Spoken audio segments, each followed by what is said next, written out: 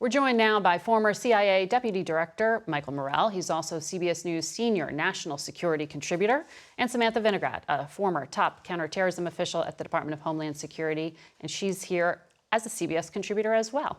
And we want to note Sam served in the Obama White House and the National Security Council, and although she has left government, she's a senior advisor to the Biden Institute at the University of Delaware. Good to have both of you here. Good to be here. Mike, I want to start with you. The items that were in President Biden's possession had markings TS-SCI classification, top-level classification.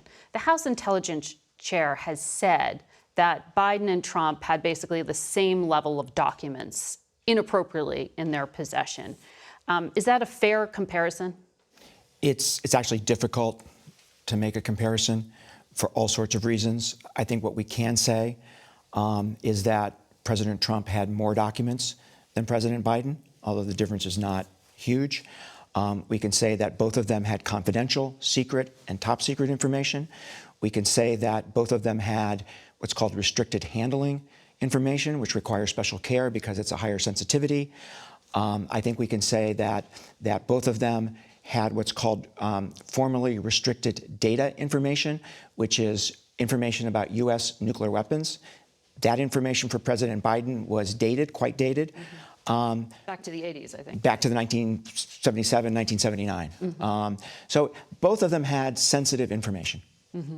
And is it damaging? I mean, that sounds risky, but I mean, Sam, you have exposure to this, and people say, oh, there's overclassification these days. Sure, but let's keep in mind, this is not happening in a vacuum. Our partners and our adversaries are watching what was in that special counsel report, and our partners, who do share with us valuable intelligence that includes their sources and methods, can take assurance in the fact that this president, unlike his predecessor, self-reported having this information and advised his team to do exactly the same. Now, our adversaries got very unique insights into some endemic and significant vulnerabilities in the executive branch's processes for tracking and storing classified information. And that is why it is incredibly important, in my opinion, that the president announce a new effort to review how classified information is tracked and archived to avoid this happening again.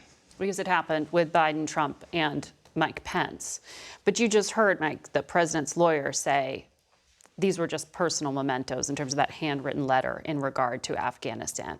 But what does that say? What does that signal to men and women who aren't commander-in-chief but have to show up to work and would be held to account for having these kind of documents in their possession? You know, I'm not going to pass judgment on Mr. Hur's decision to prosecute or not prosecute, right? I don't have that experience. What I can say is that the senior officials in the government have a responsibility, greater responsibility than anybody else, to manage classified information properly. Because if they don't, it sends a signal to everybody else that maybe you don't need to do that as well.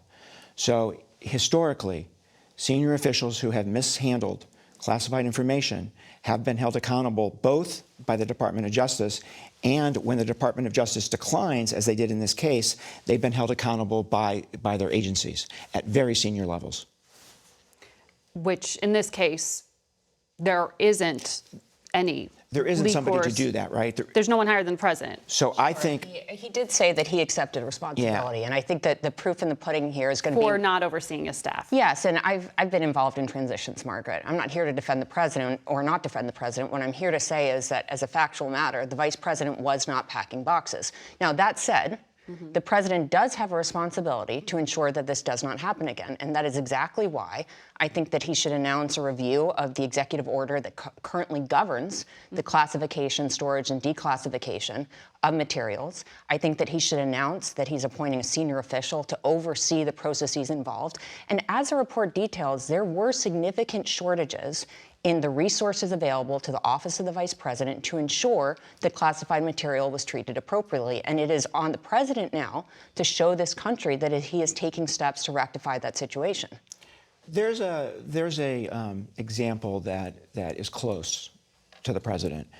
John Deutsch, when he was the director of CIA, during his entire time as director, was putting classified information on an unclassified laptop.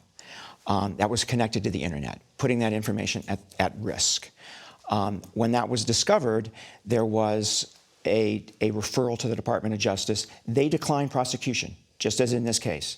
It came back to CIA for an administrative review. George Tenet held him accountable. He indefinitely took away his security clearance. In order to send a signal. In order to send a signal to the workforce that everybody's got to take the management of classified information seriously. And I think the president does need to send that signal.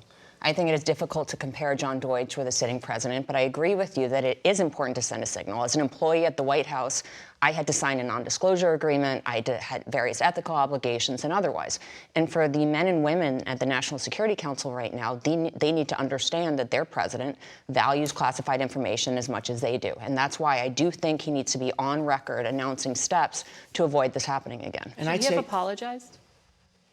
I think that he did acknowledge that he did ultimately hold the responsibility for there being a mishandling of information when he was vice president. You know, I'd say that he needs to go a little bit further. So I agree 100% that we need a new policy for how this is done at the end of administrations, 100%. I think he needs to go a little bit further in the apology. I think he needs to say, I should not have had this material. I put national security at risk.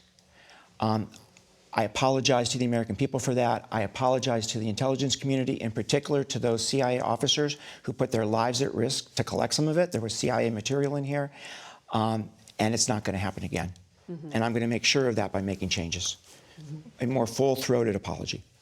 I think it's important perspective on the merits of the issue itself, putting the politics aside, so I appreciate both of you sharing your experience with us.